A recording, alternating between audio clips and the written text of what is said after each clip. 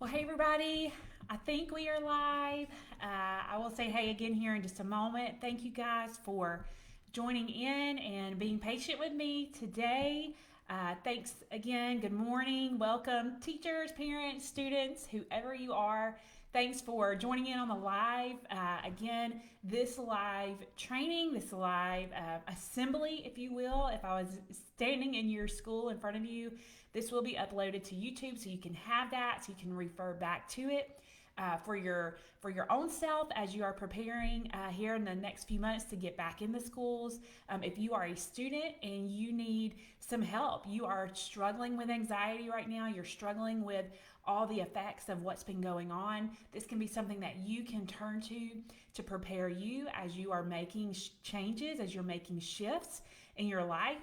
And if you are a parent, if you are really seeing that your kid, your teenager is struggling, and maybe you've never dealt with anxiety, this is a training, a tool that you can use to help your student to understand what your student is dealing with that anxiety, and to help them work through that in this time, in this season that we find ourselves in this world in. Very quickly, just to let you know, anxiety is the leading mental health issue among America's youth. Okay, so that's pre-pandemic. So just imagine now with all that is going on, and they consider these numbers America's youths from ages 6 to 17. That they saw a 20% increase in anxiety just from the time of 2007 to 2012. That does not include again right now, so you're going to see another increase in anxiety among our youth. There are 1 out of 20 children, and again, they count that ages 6 to 17 with reported issues of anxiety. So this does not even count those who have not had that reported, who have not gone to a counselor, who have not gone to a doctor, who have not talked about what they are dealing with right now. And then I'll just throw in there 40 million in the United States adults, 1 out of every 5 have battled some form of anxiety disorder. And again, that number is pre-pandemic. So that is why I want to share with you today. That's why I want to help you today, offer you some tools, offer you some support and encouragement as you move through your own journey of overcoming anxiety. It is a real thing. It is something you're going through. So what we're going to talk about today is what anxiety is, how it is affecting your brain, and how you can cope and you can overcome. There is hope. But before we get into that, I'd love to share a true story with you guys about a little girl. Now, this little girl was born in Tupelo, Mississippi, and if you have heard of Tupelo, it's probably because you've heard of Elvis Presley. He was born there as well. So this little girl was born in Tupelo. And when she was born with a mild form of cerebral palsy in her left side. Now, the cerebral palsy that she had was called spastic cerebral palsy, and it made her muscles in the left side of her body very tight, very stiff. And she did not realize that she had this mild form of a disability. Her parents and all of her family treated her and her brothers, she had a twin brother and an older brother, the same. They never treated her any differently. Friends never treated her differently. People in her neighborhood, they never treated her any differently. And then one day, all of that changed. When she was in first grade, one of her friends, who was actually in her neighborhood that she grew up in, he played baseball with her brother, and she lived in a small community. So everywhere she went, she saw this little boy. So this friend gathered all of their friends around her, and he looked at that little girl and he said, "Hey, why do you hold your arm up like a bunny rabbit? This is what you look like all the time." And this little boy began to hop in a circle around that little girl. And all of their friends were laughing and pointing and making fun of her. And he was laughing. And this little girl was crushed on the inside to know that she was different. She was not like everyone else. And they rejected and made fun of her because she was different. She didn't want anyone to know how she felt on the inside. She didn't want them to see her crying, so she hid it. She hid her tears. She hid her pain. She hid the hurt of rejection. Now, when she went home, do you think she told her parents? No. She did not tell her parents what happened. She did not even tell the teacher what happened because she was afraid. She was afraid that she would be seen as a tattletale. She was afraid that she would be seen and maybe they might reject her and they might make fun of her. So because of that fear, because of that what if, because of those nervous feelings, she just pushed it down and she hid it. And as she went to bed that night, she began to become very nervous inside, wondering what's going to happen when I go to school tomorrow. Are these kids, my friends, she thought, going to make fun of me? And so as she was laying in her bed, her heart was beating fast. She had all these thoughts. She couldn't breathe really good, so she really struggled going to sleep. Now, her family loved her. She grew up in a loving home with a mom and a dad, a very loving home, a very loving environment, but she still struggled with these feelings. She still struggled with, should I tell? Should I share? So she was determined to not feel this rejection. So she just pushed it down and she went on, and we're going to rock and roll through her life to 5th grade. And she is working hard to make sure that she is not singled out again. She is not rejected again. So she works hard in school. She works hard to make sure that she fits in, so her disability is not pointed out. And here we go again. Another little boy that she is growing up in the community with, that she goes to church with, that she sees in Walmart. He plays baseball with her brother as well. This little boy begins to make fun of her. Not because of her physically abilities, but he just begins to pick on her. He makes fun of how she talks. He makes fun of her accent. She makes fun of her answers when she answers questions. And he makes her to begin to question herself. And every time he sees her, he makes sure that he makes a beeline to her to make her feel uncomfortable, to make her feel nervous. Now, do you think she tells? Nope. She still does not tell. She still hides all that is happening to her. And again, as she lays down to go to school the night before, she feels this heart race. She feels her breath just increasing. She has no idea what is going on in her body. And it scares her so bad, she still doesn't tell. Well, one day, this little girl wakes up and her head is hurting so bad. And all of a sudden, she realizes her peripheral vision on both sides is gone. She cannot see. If she's looking straight ahead, she can see, but to her right and to her left, all she sees are these little blurry dots. Well, she is terrified, and she's thinking that she's gone blind and something is happening, and she doesn't know what to do. So finally, because of this, she tells her parents that she's got a headache and she can't see and her vision is messed up.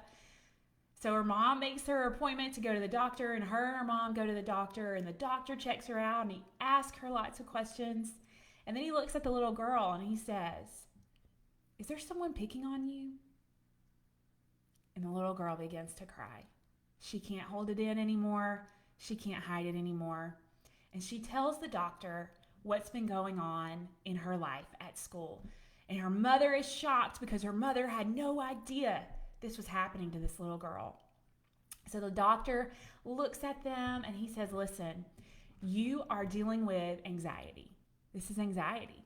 And that was something that the mom and the daughter had never really heard of, but because she told the doctor, because she let all that out, she felt a release from letting all that out, and her vision slowly becomes back. Her headache stops.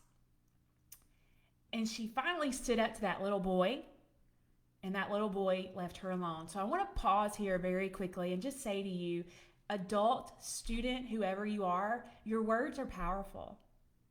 Your actions are powerful, and they can affect someone's life, not just in that day and in that moment, but for years to come.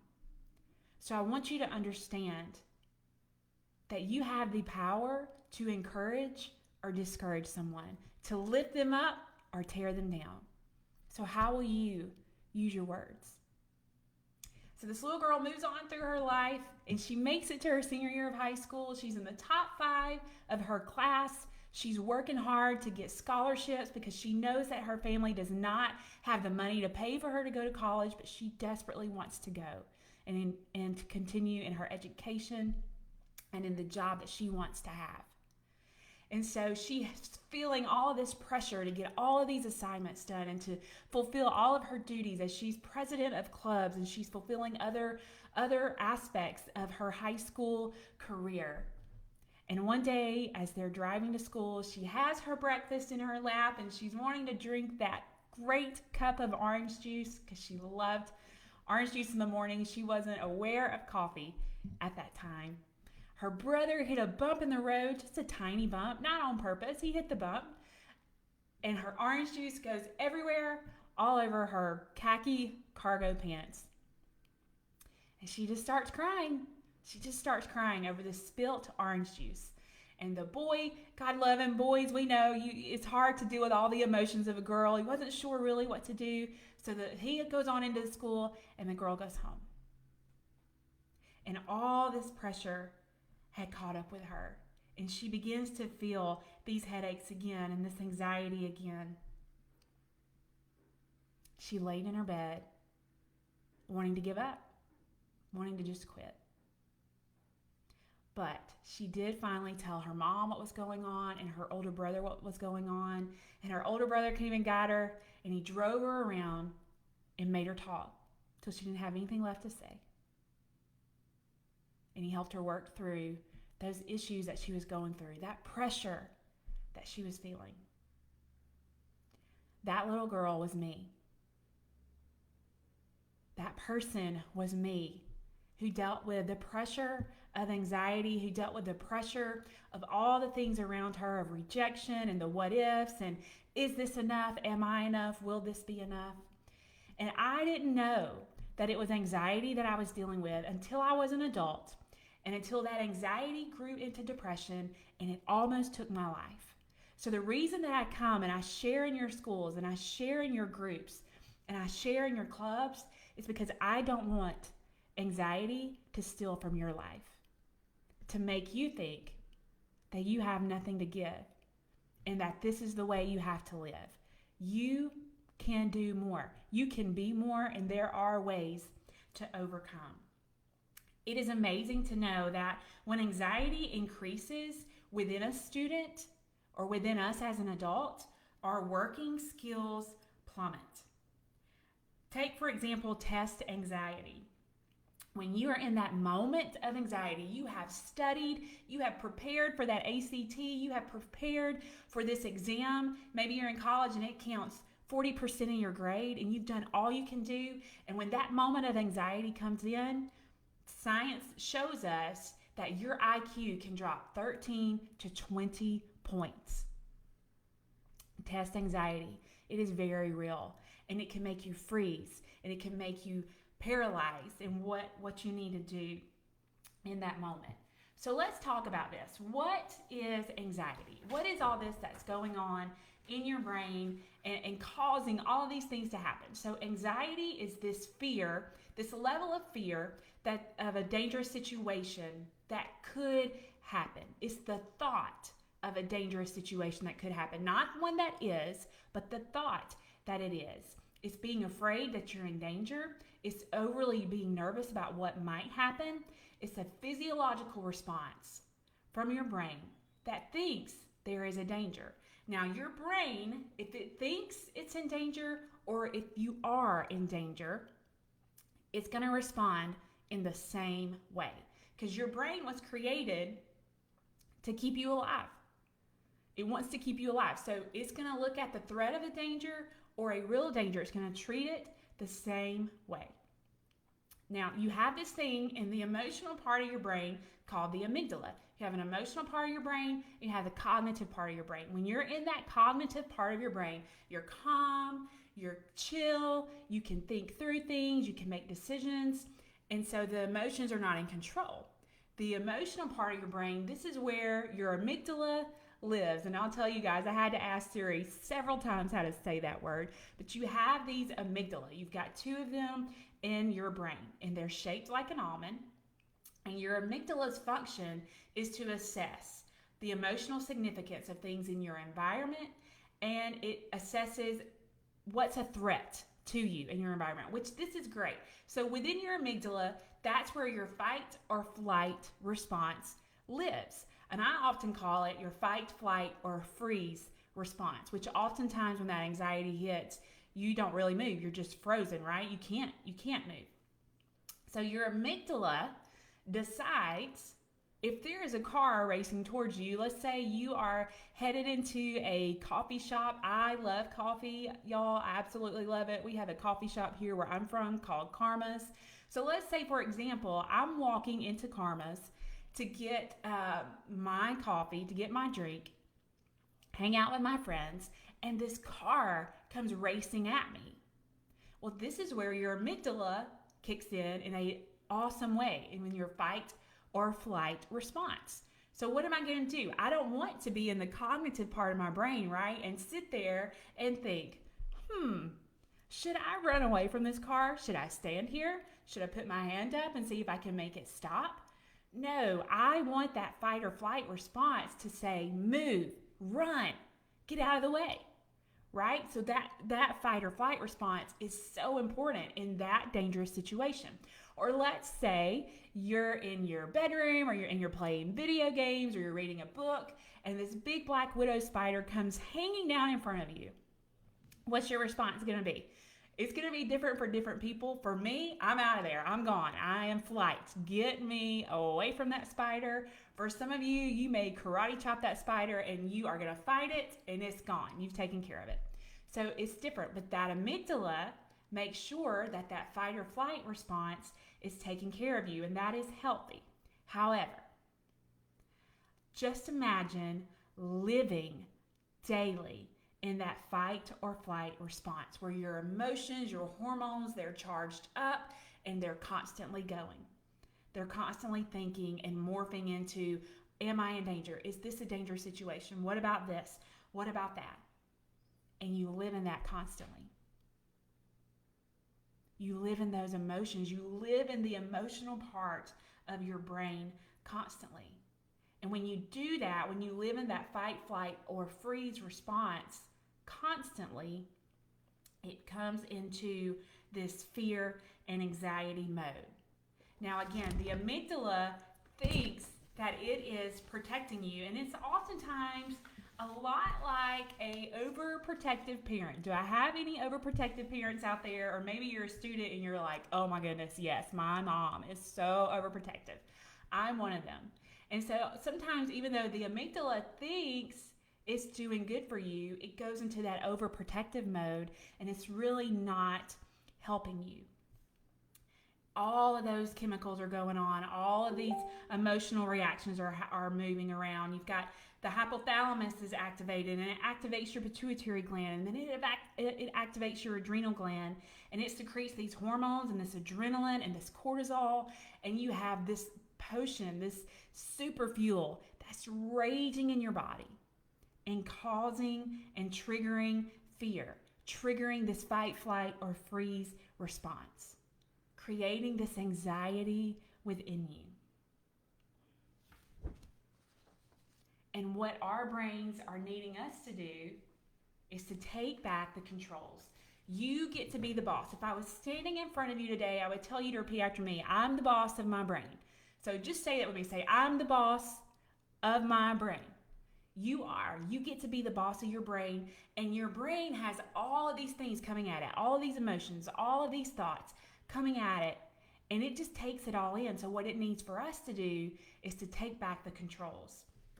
And maybe you're wondering, what does this anxiety feel like for this student? What does this anxiety feel like for my teenager or my child? Or maybe you are thinking, I think I may be experiencing anxiety, but I'm not sure what it feels like. So let's go through this real quick.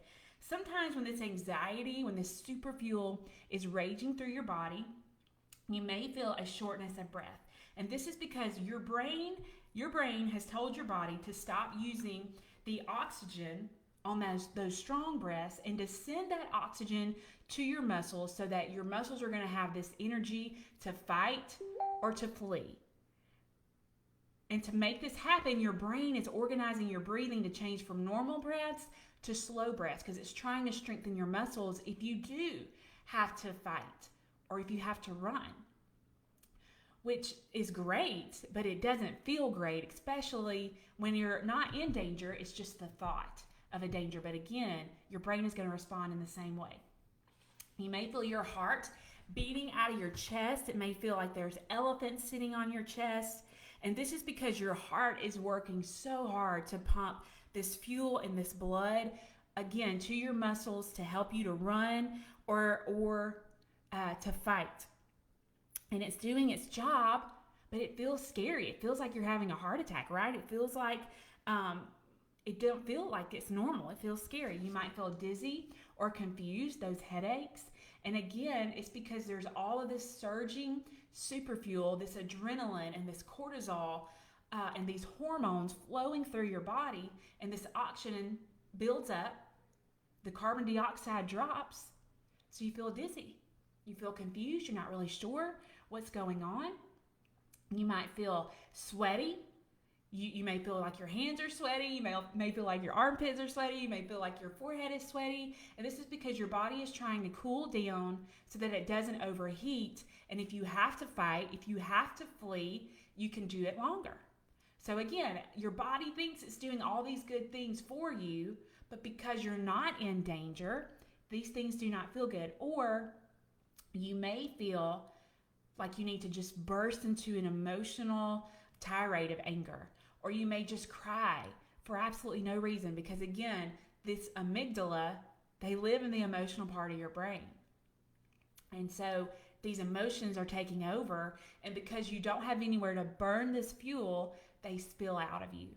They spill out through tears. They spill out through anger. Maybe you yell at someone that you would never normally yell at. Maybe you cry because somebody asked you a question and you didn't know the answer, and you've been hiding all these emotions for so long that they just spill out.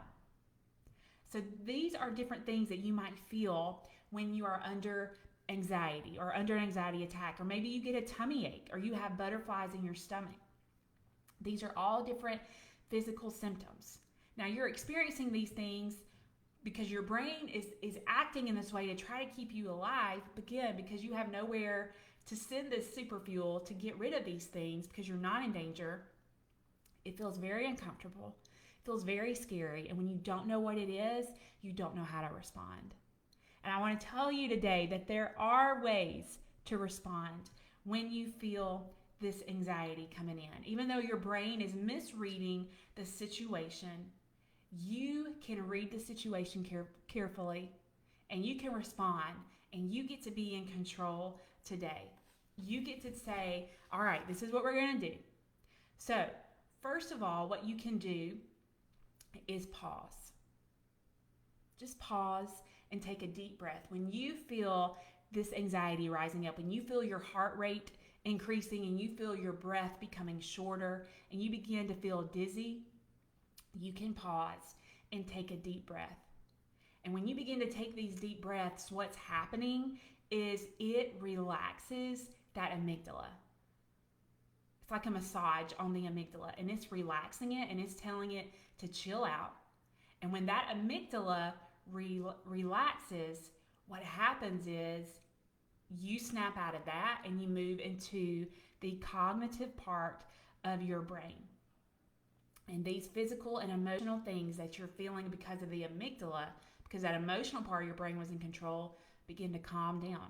Because now you're in the cognitive part where you can think clearly, where you can process things better, and you can think through the situation. So when you take those deep breaths, what you need to do is take a deep breath in through your nose,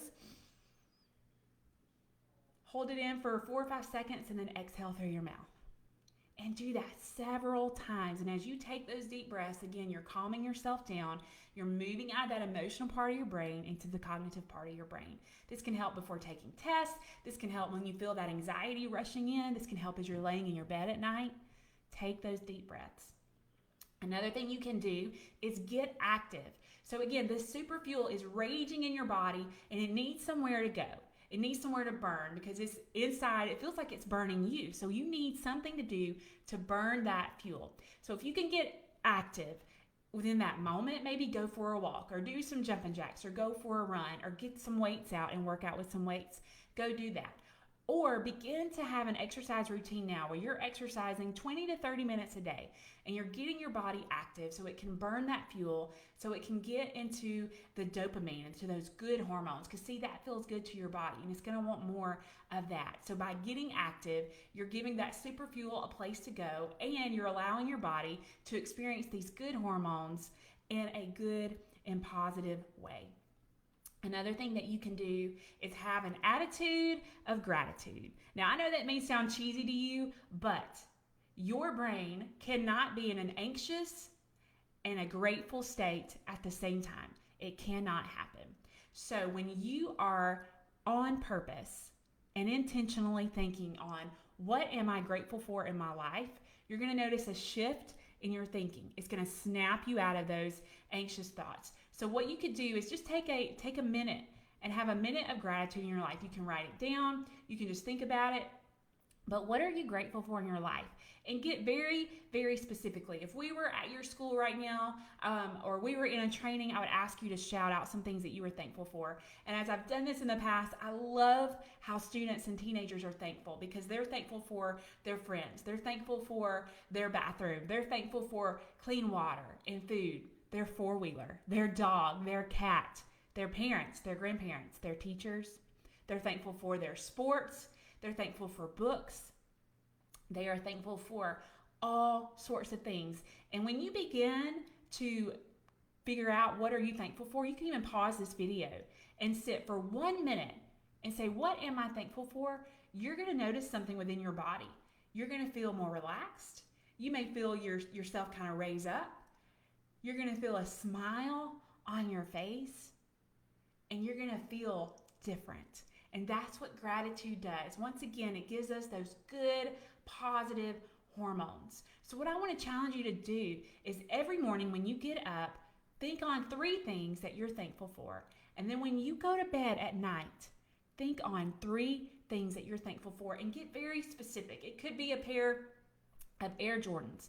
It could be macaroni and cheese because that is your favorite food. It could be that you got to go out on a walk with a friend today, or you got to go drive around today. I don't know what yours are, but get as specific as possible. And when you begin to practice this, it keeps your brain from going into that anxious place. 2 more. Another thing that you can do is this is called grounding.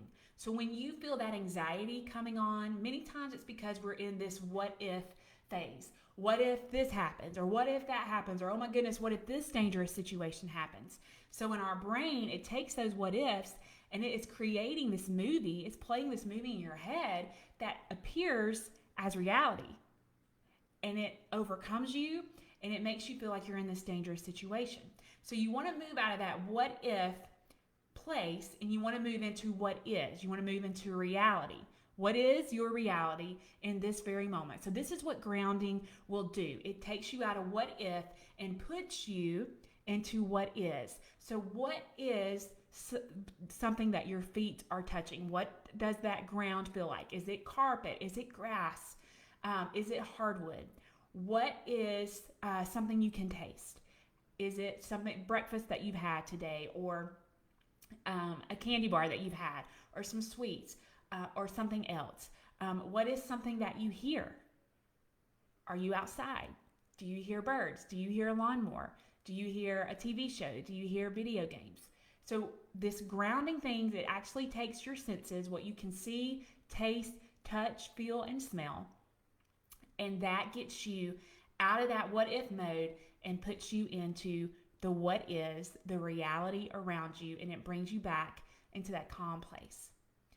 Lastly, and most importantly, guys, one of the most important things you can do is ask for help. Find that safe place, that safe person that you can go to and say, hey, I am not okay. I will be honest with you all and tell you that when people used to come to me about anxiety, about their struggles or what they were going through, honestly, I was not a safe person.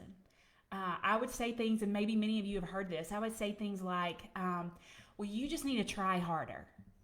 Well, you just need to do more. You just need to suck it up, Buttercup, which in some situations, those things are okay. But when you are dealing with anxiety, what that does is that dismisses your feelings and your emotions. That causes you to feel rejection. It causes you to feel shame, and it makes you want to hide it and to say, well, if they're not going to be supportive of me, I'm not going to tell anybody else. And so then you begin to hide it. And when you push those emotions down, eventually they're going to explode. And you're going to have one of those emotional moments that you may regret. So, who is a safe person in your life? What is a safe place that you can go to and say, I'm having a really hard time. I'm having a really hard time with what's going on in our world. I'm really feeling this pressure of trying to get things done for college. I'm feeling the pressures of trying to find the right friend group that will help me and support me in making good, positive decisions in my life. So you need that person that you can go to and talk to and ask for help. Listen, it is okay to not be okay. It is. It is 100% okay to not be okay.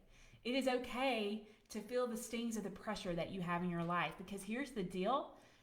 We all experience pressure. And I would love to sit here and tell you that it's going to be all rainbows and unicorns for you in your life, but I would be doing you a disservice if I told you that. You're going to have pressure. You're going to experience hard times.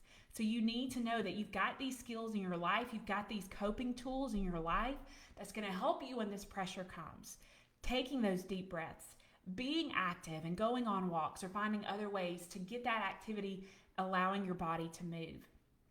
Focusing on the good and the positive that you have in your life to keep those anxious thoughts from taking over and paralyzing you in fear and making you feel like you constantly have to fight something or flee from something. Having those grounding things to keep you in your reality and to know that those what ifs, those movies playing through your head are not true, are not real. And having that support in your life to know that if you have a problem, if you're going through something, they're not going to reject you. They're not going to make fun of you. They're not going to belittle or shame you.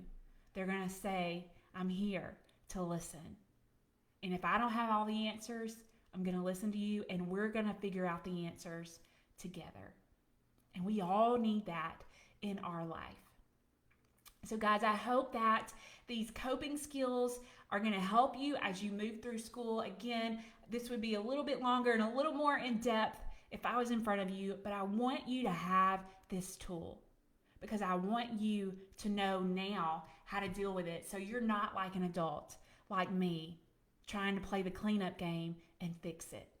You can work on this now. You can overcome this anxiety now, where you're not just trying to be in survival mode in your life, but you can thrive. So thank you all for joining in. Thanks for listening. If you have any other questions and you want to speak to me more, maybe about coming to your school to do some training for your teachers or to talk to your students, you can reach out and private message me. I'll give you my website below. But just know that we can get through this together. There are ways to cope and overcome the anxiety that's trying to paralyze and take from this world. So thanks guys for joining in, and I'll talk to you soon.